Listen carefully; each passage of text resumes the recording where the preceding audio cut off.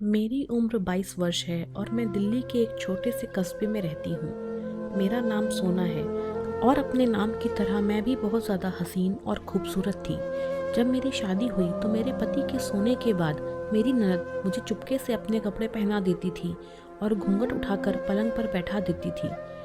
थोड़ी देर बाद एक आदमी मेरे कमरे में आता और मेरा हाथ पकड़कर पूरी रात रोता रहता और जाते समय मेरी गोद पैसों से भर देता। मैं नंद के डर की वजह से घूंघट भी नहीं उठा सकती थी। एक रात मैंने चुपके से नंद के दुपट्टे में एक छेद कर दिया और जैसे ही रात को वह आदमी कमरे में आया, मैंने छेद में से उसको देखा तो मेरे पैरों के नीचे से ज़मीन निकल गई, क्योंकि वह तो मेरा अपना ही। मैं एक बहुत खूबसूरत लड़की हूँ और मैंने अपने लिए सपने भी बहुत ही खूबसूरत देखे थे, लेकिन ज़रूरी भी नहीं है कि जैसा हम सोचें वैसा ही हो। हम सोचते कुछ हैं और होता कुछ है, और मेरे साथ भी ऐसा ही कुछ हुआ, क्योंकि मेरी तरह मेरा भाग्य खूबसूरत नहीं था। मेरी शादी एक बहुत ज़्यादा बदसूरत इंसान से हो गई। न सिर्फ वह बदसूरत था, बल्कि वो लोग इस कस्बे के बदनाम लोगों में से थे। उनके माँ बाप नहीं थे, घर में सिर्फ दोनों भाई बहन थे और एक बुढ़ा चाचा ही रहता था। सब लोग कहते यह लोग कुछ गड़बड़ हैं, मगर फिर भी मेरी माँ ने मेरी शादी इस घर में कर दी। मेरे पापा हमारे साथ नहीं रहते थे, उनका काम दूसरे देश में था और उनको छुट्टी बहुत मुश्किल से मिला करती थी। इसी कारण से घर के सारे फैसले मेरी माँ ही लिया करती थी। जिस इंसान से मेरी शादी हुई थी उसका नाम केशव था और वह पूरे कस्बे में सबसे ज़्यादा सुस्त और गंदा इंसान था। सब इसको कहते थे कि इसका कभी कुछ नहीं हो सकता, क्योंकि यह बहुत ही सुस्त है। मैंने तो इनके घर के बारे में यह भी सुन रखा था कि इनके घर से बहुत ही गंदी तरह की बदबू आती है। अगर कस्बे से कोई भी इनके घर जाता तो बदबू की वजह से उसका वहाँ रुकना मुश्किल हो जाता था। फिर भी मेरी माँ मेरी शादी उस घर में कराना चाहती थी। मुझ में कोई बुराई भी नहीं थी और मैं तो एक बहुत खूबसूरत लड़की थी, इसमें मेरी कोई गलती भी नहीं थी।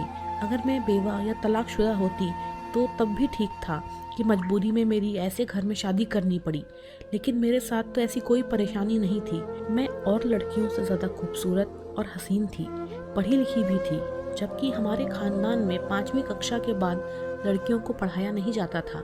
और मेरे अंदर इतनी सारी अच्छाइयाँ होने के बाद भी माँ बाप ने मेरा रिश्ता केशव के साथ तय कर दिया। इस बात पर हमारा पूरा गांव हंस रहा था कि हमारे गांव की सबसे खूबसूरत लड़की का रिश्ता केशव जैसे इंसान के साथ तय हो गया है। केशव इस टाइप का लड़का था कि जिसका मजाक हमारे कस्बे के हर घर में उड़ाया जाता था। लोग उसे बहुत ज़्यादा तंग करते थे। मैं तो यह सोच सोच कर ही मरी जा रही थी कि वो मेरा पति बनने वाला है। जब मैं केशव के साथ अपने किसी दोस्त के घर जाऊंगी तो वह मेरी कितनी हंसी उड़ाएंगी और बातें सुनाएंगी। मैंने अपनी माँ से बहुत बार लड़ाई की और उन्हें साफ साफ मना किया कि मैं शादी बिल्कुल नहीं करना चाहती हूँ। इसी बात पर मेरी माँ ने मुझे 2-4 थप्पड़ भी लगा दिए, जबकि बचपन से लेकर आज तक मेरी माँ ने कभी मेरे ऊपर हाथ तक नहीं उठाया था। पर जब भाग्य ही साथ न दे तो किसी से क्या शिकायत करनी। यहाँ तक कि मेरी शादी केशव के साथ हो ही गई। पापा शादी वाले दिन ही आए, थोड़े गुस्सा हुए, पर तब तक मेरी शादी केशव से हो चुकी थी। मैं दुल्हन बनी अपने कमरे में बैठी थी। सच में इनके घर में से एक बहुत गंदी बदबू आती थी, लेकिन मैं यहाँ से उठकर कहीं नहीं जा सकती थी। मैं तो बस प्रार्थना ही कर रही थी कि केशव मेरे कमरे में ही ना आए, और आ भी जाएं तो मेरे पास ना आए। लेकिन जब दरवाज़ा खुला तो सच में केशव नहीं आया था, बल्कि केशव की बहन रचना ने कमरे में कदम रखा था। वो 42 वर्ष की थी और अभी तक उन्होंने शादी नहीं की थी। उन्होंने आते ही अचानक से मेरे हाथ पकड़ लिए और मेरे हाथ पकड़कर रोने लगी। मैं परेशान हो गई कि यह ऐसी हरकत क्यों कर रही हैं। उन्होंने कहा कि मैं बहुत मुश्किल में हूँ, मुझे तुम्हारी मदद चाहिए। मैंने कहा कैसी मदद चाहिए थी, और वह मुझसे इस समय मदद क्यों मांग रही हैं, जबकि इस समय मुझे खुद ही मदद की ज़रूरत थी, क्योंकि मैं केशव के साथ अपनी ज़िंदगी की शुरुआत नहीं करना चाहती थी। इसने मुझसे कहा कि भाभी, मैं बहुत बड़ी मुश्किल में हूँ, मैं जैसा कहती हूँ आप वैसा ही करती जाइए। इसके बाद आप जैसा कहेंगी मैं वैसा ही करूँगी। नंद की इस बात ने मुझे सोचने पर मजबूर कर दिया। मैंने उससे पूछा कि तुम मुझसे क्या करवाना चाहती हो, मुझे बताओ कि तुम्हें मुझसे क्या काम है। उसने मुझसे कहा कि मैं पूरी बात तुम्हें शुरू से बताऊंगी, अभी तुम बताओ मैं इस समय तुम्हारे लिए क्या कर सकती हूँ। जब मेरी नंद ने मुझसे पूछा, उसने मुझसे कहा कि मैं पूरी बात तुम्हें शुरू से बताऊंगी, अभी तुम बताओ कि मैं इस समय तुम्हारे लिए क्या कर सकती हूँ। जब मेरी नंद ने मुझसे पूछा तो मैंने उससे साफ साफ कह दिया कि अपने भाई को आज कमरे में ना आने देना, मेरे सिर में बहुत दर्द है। मेरी इस बात पर उसने मुझे नज़र उठाकर देखा और फिर कहा कि ठीक है दुल्हन, वैसे भी शादी के दिन बहुत ज़्यादा थक जाती हैं। मेरी नंद ने न जाने किस तरह पर केशव को कमरे में न आने दिया। मैं आराम से सो गई। सुबह को नहा धोकर उठी। मेरे दिल में यही इरादा था कि अच्छे से इस घर की साफ सफाई करूंगी, पता लगाऊंगी कि यह बदबू कहाँ से आ रही है। अगला दिन भी निकल गया। मैं कुछ दिन में अपने माँ बाप के घर रहकर आई और कुछ समय अपने कमरे को साफ करने में निकाल दिया। मुझे रचना ने मना किया कि अभी अभी शादी हुई है, तुम काम मत करो, पर मेरा कहना था कि मैं इस बदबू में नहीं बैठ सकती। जब मैंने बदबू का नाम लिया तो इसके बाद रचना ने और कोई बात नहीं की। रात हो गई और जब केशव सो गया तो मेरी नंद ने मेरे कमरे की खिड़की खटखटाई। पहले तो मुझे लगा कि पता नहीं कौन है, कहाँ से आवाज़ आ रही है, इसलिए मैंने ध्यान नहीं दिया। पर जब खटखटाने की आवाज़ में तेजी आई तो मैंने दरवाजे पर देखा, वहाँ कोई नहीं था। वापस आकर पलंग पर सो गई। जब दोबारा से आवाज़ आई तो मैंने ध्यान से सुना कि आवाज़ किस तरफ से आ रही है। जैसे ही मैंने खिड़की खोली तो मेरी नंद वहाँ पर खड़ी थी। इसने मुझे बाहर आने का इशारा किया। जब मैं बाहर आई तो इसने मुझसे कहा कि मैंने आपसे एक काम करने का वादा किया था, आपको वो काम आज ही करना है।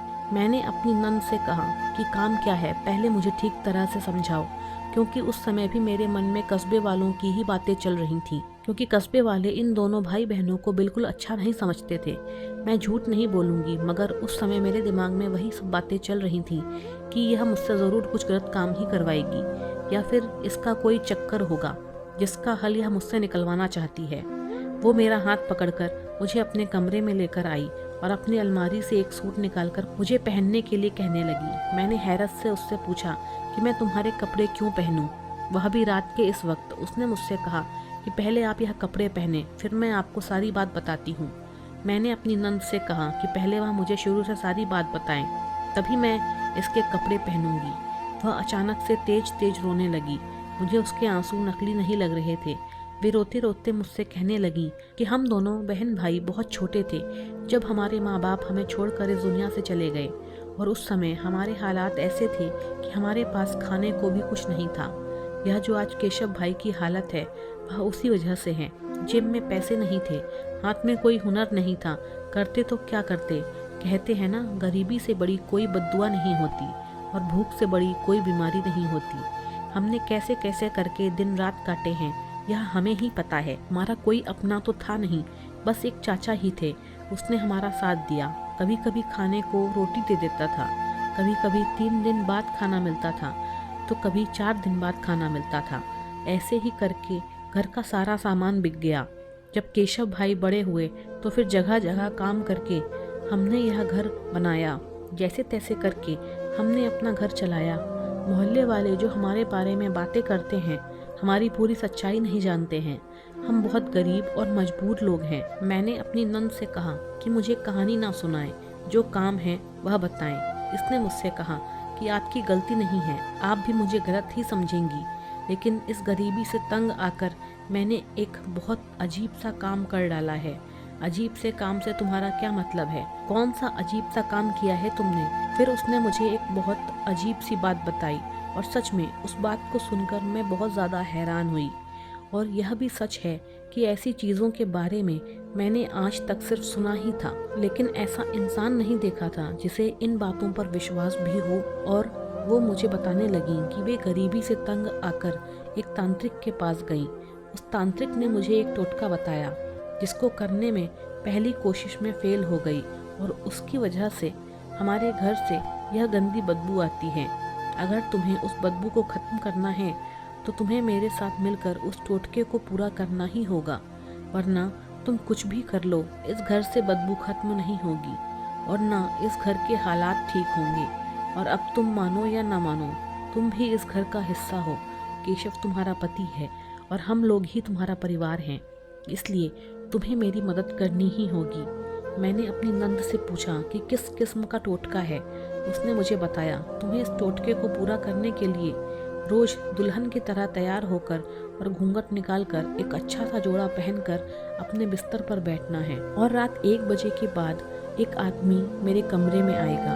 यह बात साफ नहीं थी कि वह आदमी कौन होगा, लेकिन एक आदमी कमरे में आएगा और वह मेरा हाथ पकड़कर मुझसे कुछ बातें करेगा और मुझसे यह कहा गया कि इस टोटके को करने में मुझे बहुत सारी दौलत मिलेगी, मतलब मुझे इतने पैसे मिलेंगे कि मेरे सारे ख्वाब पूरे हो जाएंगे। लेकिन टोटका करने के पहले ही दिन जब वो आदमी मेरे कमरे में आया तो मैं उसे देखकर डर गई और मैंने नज़रें उठाकर उसको देख लिया। और उस रात के बाद से 3 महीने तक मेरी बहुत ज़्यादा तबीयत खराब रही। मुझे इतना तेज़ बुखार रहने लगा कि 3 महीने तक मैं बिस्तर से उठ ही नहीं सकी। तबीयत ठीक होने के फ़ौरन बाद मैं उस तांत्रिक के पास दोबारा गई। उसने बहुत से मंत्र जाप किए और मुझसे कहा कि तुम्हें एक बार और आखिरी मौका दिया जा रहा है भाभी, अब तुम्हें ही मेरी मदद करनी है। मेरे कपड़े पहनकर बिस्तर पर घूंघट निकाल कर बैठना है। रात को वह आदमी आएगा और तुम्हारे हाथ पकड़कर तुमसे कुछ बातें करेगा और कुछ भी हो जाए तुम्हें उस आदमी को नज़र उठाकर नहीं देखना है। यह बातें सुनकर मैं बहुत ज़्यादा डर गई थी, लेकिन मैंने अपनी नंद को पता नहीं चलने दिया था कि मैं डर गई हूँ। बस मैं उसे मना करने की कोशिश करती रही। मैंने उसको कहा कि मैं ऐसा कोई काम नहीं करूँगी। अमीर होने का लालच तुमने किया है, सारी गलती तुम्हारी ही है कि तुमने यह सब काम किया। मैं गलत काम करने में तुम्हारा साथ क्यों दूँ? तब मुझे रचना ने एक ऐसी अजीब बात बताई जिसे सुनकर मैं बहुत ज़्यादा डर गई।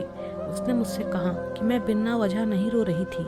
अब चाहे कुछ भी हो जाए आपको मेरी मदद करनी ही होगी, क्योंकि तांत्रिक ने मुझे बताया है अगर 15 दिन के अंदर ही इस टोटके को पूरा न किया जाए तो इस घर में रहने वाले हर इंसान की मौत हो जाएगी।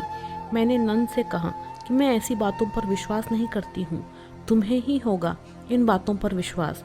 इतना सुनते ही मेरी नंद मेरे पास आई और आंखें बड़ी करके मुझसे बोली, तो यह बदबू कहाँ से आ रही है? अगर तुम चाहो तो पूरा घर धो लो।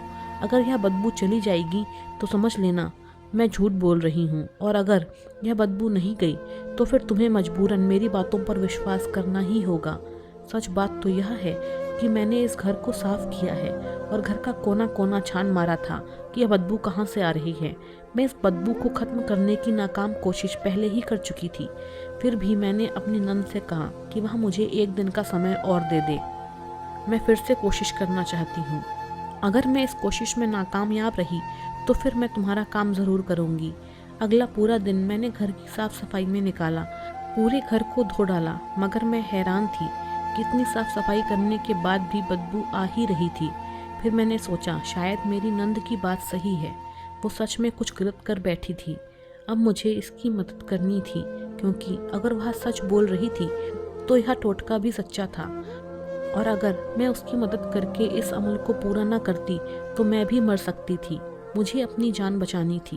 तभी मैंने देखा मेरी नंद अपने कमरे में बैठी बच्चों की तरह रो रही है और भगवान से माफ़ी मांग रही है और कह रही थी कि हे भगवान, मैंने पैसों के लालच में पड़कर बहुत बड़ी गलती कर दी, मुझे माफ़ कर दे और हम सबकी जान बचा ले, हम सबकी जान पर बनी है, मैं क्या करूं?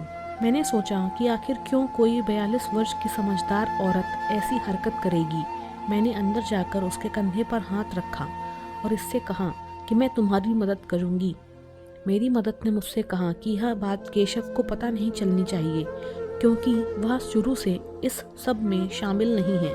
अगर यह बात उसको पता चलेगी तो वह बहुत ज़्यादा गुस्सा होगा और फिर हम यह टोटका कभी पूरा नहीं कर पाएंगे, क्योंकि यह एक आदमी की बात है और कोई मर्द कभी बर्दाश्त नहीं करेगा कि उसकी पत्नी ऐसा करे जिसमें उसकी पत्नी की इज्जत को खतरा हो। ना ही कभी राज़ी होगा, वह कभी नहीं चाहेगा कि उसकी पत्नी को एक गैर मर्द के साथ अकेले बैठना पड़े। मैंने अपनी नंद से कहा कि बैठने तक तो ठीक है, लेकिन देख लेना कहीं कुछ गलत ना हो जाए। उसने कहा नहीं, ऐसा बिल्कुल नहीं होगा, क्योंकि मैं पहले ही यह काम कर चुकी हूँ। बस इतना ध्यान रखना कि चाहे कुछ भी हो जाए तुम उस आदमी की तरफ नज़र उठा कर ना देखना, चाहे तुम्हारे सर पर छत ही क्यों ना गिर जाए, उस आदमी की आंखों में ना देखना, बस नज़र झुकाकर बैठी रहना। मेरा दिल बहुत परेशान था। मैंने अपने कमरे में आकर मम्मी को कॉल की। मैं मम्मी को यह सब बता नहीं सकती थी, लेकिन सोचा कि थोड़ी देर उनसे बात करने से मेरा मन थोड़ा हल्का हो जाएगा। लेकिन तभी मुझे याद आया कि मैं तो अपनी मम्मी से नाराज़ थी, क्योंकि उन्होंने ही ऐसे घर में मेरी ज़बरदस्ती शादी कराई थी। मेरे पापा तो उनकी इस बात पर गुस्सा थे। जब माँ ने पूछा कि तुम खुश हो या नहीं, तो मुझे गुस्सा आ गया। मैंने उनसे कहा कि यह पूछने का हक आप खो चुकी हैं। ऐसे घर में कोई कैसे खुश रह सकता है? क्या है इस घर में जिसकी वजह से मैं खुश हो जाऊं? मेरी मम्मी ने मुझसे कहा कि ज़िंदगी की सारी खुशियां पैसे से ही खरीदी जा सकती हैं। तुम्हारे पास पैसे आ जाएंगे तो तुम भी बहुत खुश रहोगी। मैंने मम्मी से कहा कि मेरे पास पैसे कहाँ से आएंगे? मेरे पति का तो ऐसा काम है कि आज है कल नहीं। मेरी मम्मी मुझे तसल्ली देने लगी। उन्होंने मुझसे कहा कि देखना, बहुत जल्द सब कुछ ठीक हो जाएगा। तुम गाड़ियों में घूमा करोगी, तुम्हारा भी बड़ा घर होगा। मेरी मम्मी मुझे ऐसे ख्वाब दिखा रही थी जैसे सब कुछ मुझे वही खरीद कर देने वाली हूँ। मैं अपनी परेशानियों में लगी थी, इसलिए मैंने मम्मी की बातों पर ध्यान नहीं दिया। मैं बहुत डरी हुई थी, लेकिन मेरी मजबूरी थी कि मुझे यह काम करना ही था।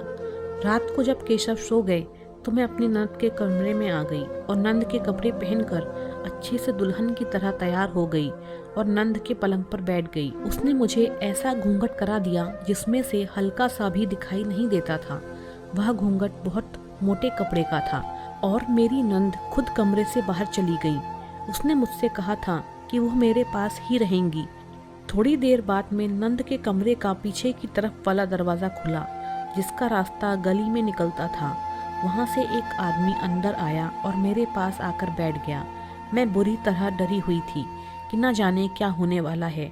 मेरा पति जैसा भी हो, लेकिन मेरा अपना पति था और मैं इसके साथ धोखा कर रही थी। उस आदमी ने मेरा हाथ पकड़ा और बच्चों की तरह रोने लगा। वह कुछ बोल नहीं रहा था। थोड़ी देर बाद मुझे एहसास हुआ कि वह हल्के हल्के कुछ बड़बड़ा रहा था। वह बहुत हल्के बोल रहा था कि मुझे कुछ सुनाई नहीं दे रहा था। उसके शब्द ही ऐसे थे कि मैं कुछ समझ नहीं पा रही थी। जब मैंने उसकी आवाज़ पर ध्यान दिया तो वह बोल रहा था कि उसे बचा लो, मैं बहुत परेशान हूँ, मेरी परेशानी दूर कर दो, मैं जो चाहता हूँ मुझे मिल जाए। वह काफ़ी देर मेरा हाथ पकड़कर बैठा रहा और जब तक वह आदमी मेरे कमरे में रहा, मेरा दिल अपने काबू में ना था। मेरी धड़कन बहुत तेज चल रही थी। थोड़ी देर बाद वह आदमी जैसे आया था वैसे ही चला गया। उसके जाने के बाद जब मैंने घूंघट ऊपर करके देखा तो मेरी झोली में देखा तो मेरी आंखें फटी की फटी रह गईं। इसमें बहुत से नोट पड़े थे। यह ज़रूर वही आदमी रख कर गया होगा। मेरी नंद ने मुझसे कहा कि यह ज़रूर वही आदमी रख कर गया होगा। मेरी नंद ने मुझसे कहा कि देखो इन पैसों को, इतने पैसे हम पूरा महीना मेहनत करके भी नहीं कमा सकते थे। मैंने कहा था ना कि सब ठीक हो जाएगा। देखा, कुछ भी नहीं हुआ। हमें बस कुछ दिन और यह करना होगा। मैंने भी हाँ कर दी और कहा कि ठीक है, मैं यह काम करूँगी। अब तो यह रोज का ही हो गया था। वह आदमी रात को आता और मेरी झोली पैसों से भर देता था, लेकिन वो सारे पैसे मेरी नंद मुझसे ले लेती तो बहुत खुश होती। मैं बार बार उससे पूछती थी कि अब तो हमें इस टोटके को करते हुए बहुत दिन हो गए हैं, कब तक यही करना होगा? उसने कहा थोड़े दिन और करना होगा। रोज रोज ऐसा करते करते अब मेरे दिल में एक तरह का शक पैदा होने लगा था कि यह आदमी कौन है। मेरी नंद मुझे रोज ही एक सूट पहनाती। मैंने अपनी नंद के दुपट्टे में एक छेद कर दिया कि मैं उसके पार से उस आदमी का चेहरा देख सकूं। मैं पलंग पर बैठी थी। वह आदमी आया और मेरे हाथ पकड़कर रोने लगा।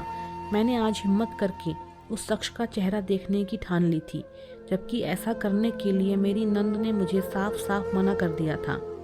लेकिन अपने दिल में पैदा हुए शक के कारण मुझे आज उसका चेहरा देखना ही था कि मेरी नंद मुझे पागल बना रही है। मैंने जैसे ही उस आदमी का चेहरा देखा तो मेरे पैरों के नीचे से ज़मीन निकल गई, क्योंकि वह आदमी कोई और नहीं, मेरा अपना बाप था। मैंने झटके से अपना घूंघट उठाया और मुझे देखकर मेरे बाप की भी हवाइयाँ उड़ गईं। मैंने उससे पूछा कि आप यहाँ क्या कर रहे हैं? मेरे पापा मुझे जवाब देने के बजाय थर थर काँपने लगे और तेज़ी से वहाँ से भाग गए। मैं बहुत परेशान हुई और उनको आवाज़ देती रही, लेकिन फिर भी उन्होंने पीछे मुड़कर नहीं देखा। मेरी आवाज़ सुनकर मेरी नंद कमरे में आ गई और अपना सिर पकड़कर बैठ गई, क्योंकि वह समझ चुकी थी कि यह क्या हो चुका है। मैंने अपने नंद की कलाई इतनी ज़ोर से पकड़ी कि उसकी चीख निकल गई थी। मैंने उससे पूछा कि बताओ यह सब क्या कर रही हो? तुमने मेरे पापा को फंसा रखा है, तुम मेरी फैमिली को ब्लैकमेल कर रही हो। इतना सुनकर उसने झटके से अपना हाथ छुड़ा लिया और मुझसे कहा कि जाकर अपनी माँ से पूछो। मैंने अगले दिन मम्मी के घर जाने का फैसला किया क्योंकि रात बहुत हो चुकी थी। वह रात मैंने कैसे काटी मुझे ही पता है। और अगली सुबह मैं मम्मी के घर पहुंच गई और उन्हें सब कुछ बता दिया। मम्मी भी मेरी नंद की तरह अपना सर पकड़कर बैठ गईं और उन्होंने मुझसे कहा कि तुम्हारा बाप जितना सीधा दिखता है उतना है नहीं। उसने हमसे छुपाकर दूसरी शादी कर रखी है और इतना ही नहीं, उसने अपना सारा पैसा, घर जायदाद उस दूसरी औरत के नाम कर दिया है। यह जो तुम्हें हमारे घर में गरीबी के ढेर नजर आ रहे हैं, यह सब तुम्हारे बाप का ही किया धरा है, वरना हमारे पास घर भी था, जायदाद और कारोबार भी, वो सब उस औरत ने छीन लिया। सुना है अब वह औरत बहुत ज़्यादा बीमार रहने लगी है। तुम्हारा बाप उसके पीछे इतना पागल है कि उसके चक्कर में शहर के बड़े बड़े डॉक्टरों के चक्कर लगा रहा है। मैंने तुम्हारे बाप के खिलाफ प्लान बनाया था और तुम्हारी नंद को मैंने इसमें शामिल किया था क्योंकि वही यह काम कर सकती थी। मोहल्ले की औरतें या मेरी अपनी कोई रिश्तेदार इस काम में मेरा कभी साथ नहीं देती। हमने उसे कहा कि उसे कुछ दिन तक एक कमरे में भेजा जाएगा जहां एक औरत घूंघट करके बैठी होगी। उसे अपना हाथ पकड़कर अपनी सारी परेशानियां बतानी हैं और फिर उपहार के तौर पर उसे कुछ पैसे देने हैं। तुम्हारे बाप ने अपना सारा कुछ उस औरत पर लुटा दिया। अब इस पर हमारा भी कुछ रखे कि हम उसे वापस लेने की कोशिश कर रहे हैं। लेकिन तुम्हारी नंद बहुत चालाक निकली। जब वह मेरी साथी बन गई तो उसने मुझसे तुम्हारा रिश्ता अपने भाई केशव के लिए मांग लिया। मैं बुरी तरह फंस चुकी थी। अगर मैं उसको इनकार कर देती तो वह तुम्हारे बाप को बता देती और ऐसा करने से तुम्हारा बाप मुझे तलाक दे देता। मुझे मजबूर होकर तुम्हारा रिश्ता उसके भाई के साथ करना पड़ा। लेकिन यह कैसे हो सकता है? पापा जानते हैं कि मेरी शादी उस घर में हुई है। वह मेरी शादी के दिन वहाँ मौजूद थे। पापा केशव को जानते हैं, इसीलिए तो तुम्हें घूंघट करके बैठना है ताकि वह तुम्हें पहचान न सकें।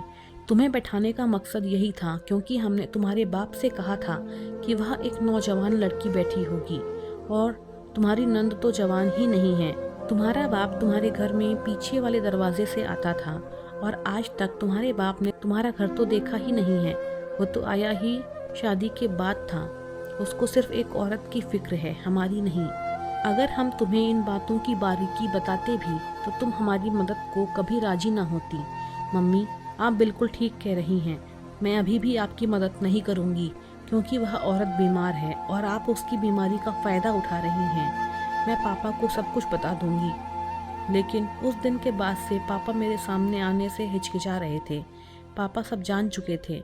2 दिन बाद पापा घर आए। मैं उस दिन घर पर ही थी। वह बहुत उदास लग रहे थे। पापा ने कहा कि मेरे पास जो कुछ है वह सब तुम लोग ले लो क्योंकि वह औरत मर चुकी थी जो उनकी दूसरी बीवी थी। पापा ने अपना सब कुछ हमारे नाम तो कर दिया, लेकिन उस दिन के बाद से हमें छोड़कर पता नहीं कहाँ चले गए। उनके पास मोबाइल भी नहीं था और हमें उनका पता भी नहीं था। मेरी मम्मी को घर दौलत सब कुछ मिल गया था और उनकी सौतन भी इस दुनिया से जा चुकी थी, लेकिन अपने साथ में उनका सुहाग भी ले गई थी। मैंने इस बात से यही सीखा कि चाहे कुछ भी हो जाए, अपनी ज़िंदगी के हम सफ़र के साथ कभी भी धोखा नहीं करना चाहिए। जिसे भगवान ने हमारे लिए चुना है उसे हमें कबूल कर लेना चाहिए क्योंकि भगवान का फैसला कभी गलत हो ही नहीं सकता। मैंने केशव को दिल से कबूल कर लिया और केशव से कहा कि हमारी नंद की भी शादी करवा देनी चाहिए। उनके लिए भी एक अच्छा रिश्ता मिल गया और वह भी शादी करके अपने घर की हो गई। इसी बीच मैंने केशव को सबके साथ उठने बैठने, बातचीत करने के तौर तरीके सिखाए और उनसे कहा कि अपनी पढ़ाई फिर से शुरू कर दें और साथ ही छोटा मोटा कोई कारोबार कर लें। ऐसा करने में मुझे बहुत समय लग गया, लेकिन कोशिश करते करते मैं अपनी ज़िंदगी की गाड़ी पटरी पर ले ही आई और अब मैं अपनी ज़िंदगी में बहुत खुश हूँ। दोस्तों, उम्मीद करती हूँ आपको हमारी यह कहानी पसंद आई होगी। कहानी पसंद आई है तो वीडियो को लाइक करें, चैनल पर नए हैं तो चैनल को सब्सक्राइब करें और नोटिफिकेशन बेल को दबाना ना भूलें।